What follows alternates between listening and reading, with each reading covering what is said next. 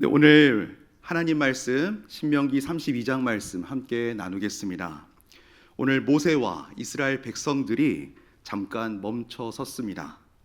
약속의 땅 가나안으로 향하던 길 모압 평지에서 지도자의 노래를 듣습니다. 오늘 우리가 읽고 나눴던 신명기 32장 말씀 누구의 노래입니까? 바로 모세의 노래입니다. 그가 부르는 노래 가사에 어떤 내용들이 담겨 있을까요? 모세는 출애굽 1세대가 죽고 난 이후에 출애굽 2세대들을 앉혀놓고 광야 한가운데서 하나님께서 이스라엘을 어떻게 대우하셨는지 그 모든 것들을 회상하며 나눕니다. 그리고 그들을 어떻게 인도하시며 어떻게 보호하셨는지를 전하고 있습니다. 오늘 길을 멈춰서서 돌아보는 시간 되기 원합니다. 주께서 사랑하시는 주님의 성도 여러분, 오늘 우리도 광야와도 같은 인생 가운데 바쁜 일상을 살아가다가 우리의 분주한 발걸음을 잠시 멈추고 예배 가운데 하나님 앞에 멈춰 섰습니다. 모세가 부르는 노래를 묵상하시면서 우리의 신앙을 돌아보고 또 하나님과의 관계를 다시 살펴보려 합니다. 하나님께서 지금까지 어떻게 나와 공동체를 인도하셨는지 말씀을 통해 묵상하시면서 우리에게 주어진 약속의 땅을 향하여서 다시금 나아갈 때에 믿음으로 결단하시고 또 영적인 재무장을 할 수 있는 저녁 되시기를 간절히 축원합니다. 오늘 모세의 노래, 단순하게 우리가 노래 부르는 것처럼 리듬과 선율에 가사를 얹어서 부르는 단순한 노래가 아닙니다. 오늘날의 수많은 노래들처럼 사랑을 갈구하고 신세를 한탄하면서 가는 세월을 허무해하는 그런 의미 없는 노래는 더더욱 아닙니다. 오늘 본문 3절, 오늘 3절 말씀을 같이 함께 읽으시겠습니다. 내가 여호와의 이름을 전파하리니 너희는 우리 하나님께 위엄을 돌릴지어다. 4절도 이어 읽습니다. 그는 반석이시니 그가 하신 일이 완전하고 그의 모든 길이 정의롭고 진실하고 거짓이 없으신 하나님이시니 공의로우시고 바르시도다. 아멘. 모세의 메시지가 무엇입니까? 하나님이 먼저다. 하나님이 우선이다. 하나님을 기억하며 그 이름을 전파하라고 명하고 있습니다. 그분이 어떠한 분이신지, 하나님은 완전하시고 모든 길이 정의롭고 진실하며 거짓이 없으신 하나님이시다라고 하면서 하나님의 성품을 찬양하고 있죠. 이어서 6절 말씀, 그런 하나님이 이스라엘, 이 이야기를 듣고 있는 출애굽 2세대와 어떤 관계를 맺고 있는지 그 관계에 대해서 분명히 언급하고 계십니다. 우리 6절 말씀 빨간 글씨 주의하시면서 영상에 함께 한 목소리로 읽으시겠습니다. 어리석고 지혜 없는 백성아, 여호와께 이같이 보답하느냐? 그는 내 아버지시요 너를 지으신 이가 아니시냐? 그가 너를 만드시고 너를 세우셨도다. 아멘. 무슨 말씀입니까? 반복해서 말씀드립니다. 하나님을 기억하라. 너의 정체성을 잊지 말라는 메시지입니다. 오늘 신명기 말씀을 다루면서 이 내용, 이 메시지를 기억할 때에 하나님 앞에 멈춰서서 하나님의 교훈을 듣고 있는 이 세대, 출애굽 2세대, 누가 먼저 들었던 메시지입니까? 출애굽 1세대가 출애굽을 하며 시내산에서 하나님께 모세를 통해 들었던 그 메시지를 반복해서 다시 전해주고 있는 것입니다. 이스라엘 민족, 원래 어떤 민족이었습니까? 애굽의 종살이 가운데 거하며 삶의 의미와 목적도 없이 인생에 수고하고 무거운 짐만 가지고 왜 하는지도 모를 노동에 치여 살며 그렇게 생을 마감해야 했던 민족 아니었겠습니까?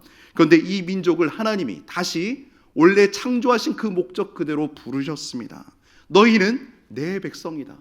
내가 너희의 모든 노예된 삶을 끝내고 너를 해방시켜서 너희의 원래 나와 맺었던 그 관계를 회복시킬 것이다. 이 메시지를 통해 정체성을 일깨우시죠. 자신의 백성으로 삼으셨습니다. 출애굽기 19장 5절에서 6절 말씀 다 같이 함께 읽으시겠습니다. 세계가 다 내게 속하였나니 너희가 내 말을 듣고 내 언약을 지키면 너희는 모든 민족 중에서 내 소유가 되겠고 너희가 내게 대하여 제사장 나라가 되며 거룩한 백성이 되리라. 너는 이 말을 이스라엘 자손에게 전할지니라. 아멘. 하나님이 자기의 백성 삼으셨습니다. 자신의 나라를 세우시며 자신의 백성을 부르신 분명한 목적을 밝혀주셨습니다. 하나님은 아브라함을 부르시면서도 이 메시지를 전하셨지요. 너는 복이 될지다. 복의 통로가 되게 하셨습니다.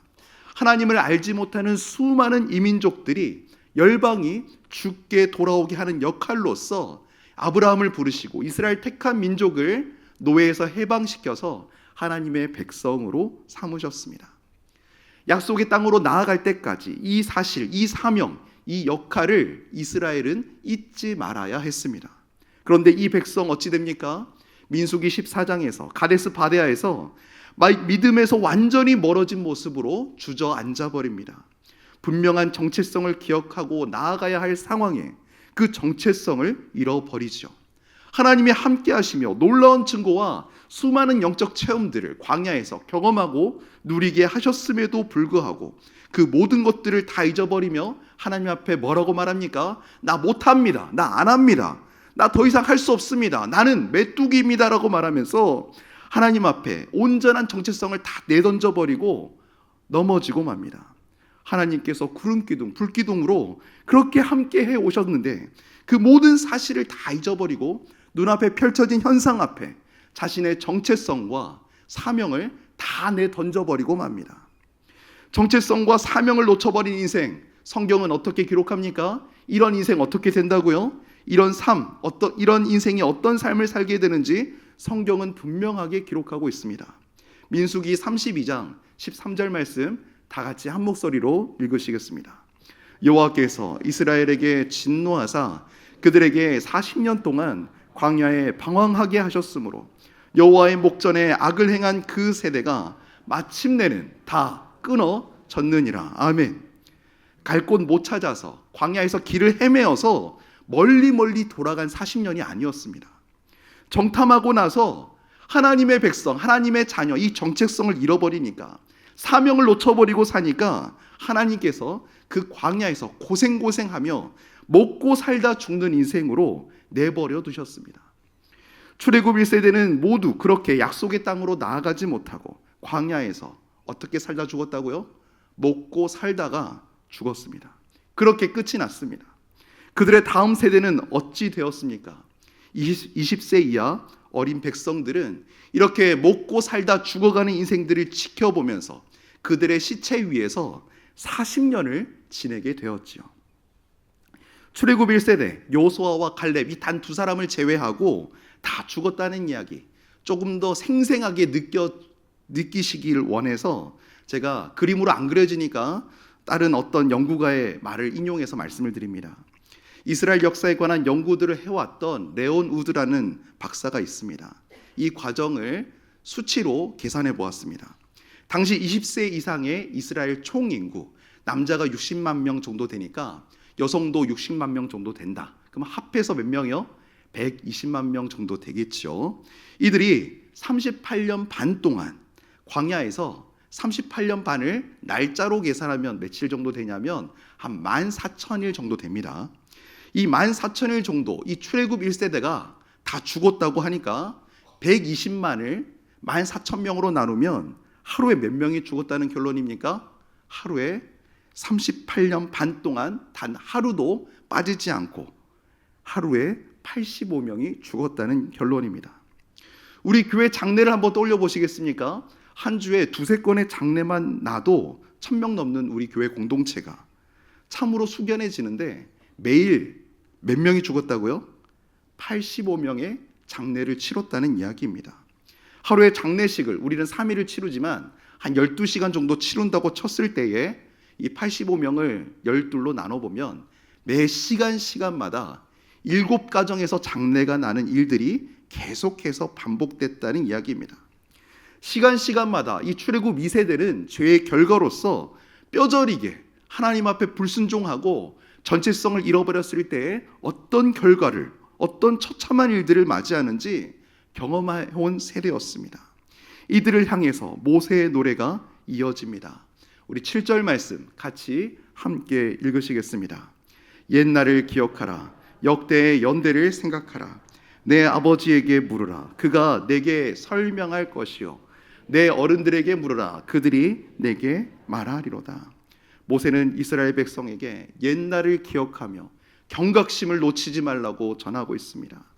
사랑하는 주의 성도 여러분, 단순한 과거 해상이 아니라 성경의 그 많은 스토리들이 성경 속의 이야기로 끝나지 않고 우리 삶의 반면교사가 될 수 있기를 간절히 소망합니다.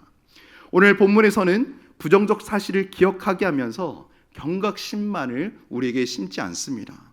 지나온 세월 속에 하나님께서 베푸셨던 크고 놀라운 은혜들을 또한 상기시키고 있습니다.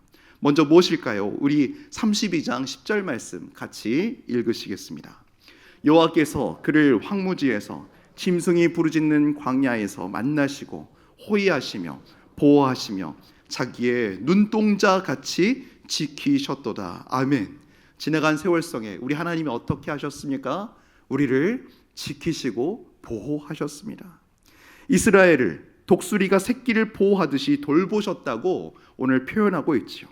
독수리는 새끼를 둥지에서 내보내고 직접 날개를 펴서 새끼를 받으면서 비행을 가르칩니다. 마찬가지로 하나님께서 인생사 가운데 수많은 우여곡절이 있었지만 하나님이 친히 허락하신 그 믿음의 훈련들을 통해 때로는 연단의 시간들을 통하여서 우리를 끝까지 지키시고 보호하시며 또한 성장하게 하신 줄 믿습니다. 지나간 세월 속에 우리 하나님 또 어떻게 하셨습니까? 우리의 필요를 아시고 필요를 가득가득 채워주셨습니다. 광야에서 어떻게 행하셨지요? 만나를 주시고 반석에서 우리의 갈급함을 해결하시고자 물을 내셨습니다. 오늘 본문 13절 14절 말씀에 그가 그로 땅의 높은 곳을 타고 다니게 하시며 밭에 소산을 먹게 하시며 반석에서 꿀을 빨게 하시며 부드러운 기름을 먹이셨다고 오늘 기록하고 있습니다. 이스라엘 혼자 힘으로 살아낸 것이 아니었습니다. 누가 채우셨다고요? 하나님께서 이 이스라엘의 필요를 아시고 채우시고 먹이시고 입히셨습니다. 오늘 말씀 앞에 멈춰선 주님의 성도 여러분, 가나안을 목전에 두고 지나온 광야를 되돌아보는 이 이스라엘 백성을 상상해 보시면서 오늘 이곳에 계신 성도 한 분 한 분이 그 자리에 있다고 오늘 상상해 보시기 바랍니다. 여러분의 인생의 광야 속에 지나온 세월들은 어떠하셨습니까? 목마름과 배고픔과 수많은 외로움과 생명을 헐떡이며 고난과 역경에 처해 있던 여러분의 광야 순간순간에 누가 먹이시고 입히시며 보호하시며 치유하시며 회복시키시며 누가 일으키셨습니까? 우리가 여기까지 올 수 있었던 것 우리의 능력이 아니라 단순히 운이 좋아서가 아니라 하나님의 은혜였음을 고백하는 예배 시간 되길 바랍니다. 지금까지의 삶을 돌아보며 하나님의 그 보호하심, 함께하심, 지켜주시고 공급해 주셨던 그것들을 우리가 인정할 때 우리는 감사가 회복될 수 있습니다. 필리핀 단기 선교 2팀이 다녀왔습니다. 공동체의 셀마다, 공동체의 목장의 팀마다 그 간증들이 넘쳐나는데 저는 개인적으로 나눔 선교팀에 다녀왔습니다. 최첨단 AI 시대인데, 우주를 왕복하는 시대인데 아직도 동시대, 같은 시대를 살아가는 인류 중에서 신발도 신지 않고 글도 없이 옷도 안 입고 살아가는 그런 민족이 있다는 사실에 경악을 금치 못하는 시간이었습니다. 너무나도 당연하게 있어야 할 물과 전기는 당연히 있는 것으로 알고 있었는데 그 편리함에 단 일부분도 누릴 수 없는 사회가 있다는 그런 사실에 얼마나 불편함을 온몸으로 겪어냈는지 모릅니다. 간증이 이거 외에도 복음을 전한 순서에도 너무나 많았지만 이 시간에 짧게 4-5일간의 여정이었지만 그 여정도 있어야 할 것들이 없는 그 사실로 인하여서 얼마나 불편했는지 모릅니다. 돌아와 보니 제가 얼마나 많은 혜택과 편리함들을 누리고 있었는가. 우리가 6.25를 겪었던 민족입니다. 어떤 시절이었지요? 필리핀이 우리를 도왔는데 필리핀이 지금도 그런 시대를 살아가고 있다는 것을 보면서 얼마나 감사를 고백하게 됐는지 모릅니다. 하나님이 살리셨고 우리 민족에게 많은 것들을 공급하셔서 지금의 위상의 대한민국이 된 것 아니겠습니까? 우리가 감사가, 일상의 감사가 회복되어질 수 있기 바랍니다. 오늘 출애굽 1세대 광야에서 하나님을 경험했지만 결국 가나안에 들어가지 못했습니다. 하나님이 주신 만나를 먹었지만 결국 죽고 말았습니다. 하나님을 믿는다고 하면서 어떤 인생으로 머물렀기 때문이지요? 먹고 살다 죽는 인생으로 남겨져 버렸기 때문입니다. 오늘 광야 2세대를 비롯해서 오늘 이 말씀을 함께 나누고 있는 주님의 성도 여러분, 우리가 지금 다시 하나님의 말씀 앞에 서 있습니다. 모세는 노래를 부르면서 너희가 누구이며 가나안 땅에 들어가 너희가 어떤 정체성으로 무엇을 해야 하는지 다시금 일깨워 주고 있습니다. 너희는 누구라고요? 너희는 제사장 백성이다. 너희는 하나님의 백성이다. 오늘 찬양했지요. 오늘 특별히 오늘 이안수 집사에도 다 가사가 연결되고 있습니다. 하나님의 자녀로 명예를 잃지 않고 살아가라고. 너희는 택한 하나님의 백성이라고. 나의 부르심에는 하나님의 후회하심이 없다고 그렇게 말씀하시고 그 말씀이 이어지고 있습니다. 오늘 너희는 하나님의 백성으로, 제사장 백성으로 사명을 감당해야 한다. 왜 고생하며 그렇게 숱한 장례를 치러오면서 여기까지 왔는가 기억하라고 오늘 당부하고 있습니다. 오늘 말씀의 결론입니다. 다시 약속의 땅을 나아가기에 앞서 우리에게 새겨주시는 하나님의 메시지입니다. 먹다 죽는 인생으로 끝나지 않고 하나님 나라 백성으로서 사명을 감당하라고 오늘 우리 모두에게 이 메시지를 전해주고 계십니다. 가나안 땅을 눈앞에 둔 이스라엘 백성들, 단순히 새로운 땅에 들어가는 것이 아니라 그 땅에서 무엇을 잃지 말아야 된다고요? 정체성과 사명을 놓치지 말아야 한다는 것입니다. 약속의 땅은 축복의 땅이기도 하지만 하나님 앞에서 더욱 신실하게, 거룩하게 구별된 자로 살아가야 하기 때문에 이 정체성과 사명을 흔들려서는 안 되는 것이겠죠. 우리도 영적인 가나안을 향해 나아가야 합니다. 우리는 세상의 가치관에 휩쓸려 살도록 부름받은 것이 아닙니다. 하나님의 말씀 위에 서서 그분의 뜻을 이루는 삶을 살아가야 될 줄로 믿습니다. 오늘 말씀의 결론을 다시 한번 함께 읽기 원합니다. 같이 읽겠습니다. 먹다 죽는 인생이 아니라 하나님 나라 백성으로서 사명을 감당하라. 아멘. 여러분의 사명이 무엇입니까? 저는 조 목사 사명이 무엇인가 물으면 저는 이렇게 답합니다. 저의 사명은요, 하나님의 힐링 스피커로서 세상에 선한 영향력을 끼치는 건강하고 행복한 목회자, 그런 가정, 그런 목사 되기를 원합니다라고 당당하게 밝힙니다. 우리 교회 사명이 무엇입니까? 라고 말하면 여러분 어떻게 답변하십니까? 위대한 계명과 위대한 명예에 순종하며 성경의 원리를 따라 사역하는 주님이 세우시기 원하시는 그 교회라고 우리는 답변하지 않습니까? 이 시간 하나님 앞에서 다시 말씀 앞에선 여러분 한 분 한 분에게 주님이 묻고 계십니다. 너의 사명은 무엇이냐? 너는 앞으로 뭐 하고 먹고 살 거냐? 물으실 때 어찌 답변하시겠습니까? 은퇴 후에 제2의 삶의 설계를 해가고 계신 많은 성도님들 계십니다. 생존을 뛰어넘어 우리의 정체성이 무엇인지, 우리의 사명이 무엇인지 다시금 붙들 수 있기를 바랍니다. 이제 잠시 멈추고 오늘 하나님의 말씀을 들었습니다. 하나님께서 주신 길을 따라 분명한 정체성과 하나님이 주시는 분명한 사명을 붙잡고 나아가시는 주의 모든 성도 되시기를 간절히 축원합니다. 오늘 말씀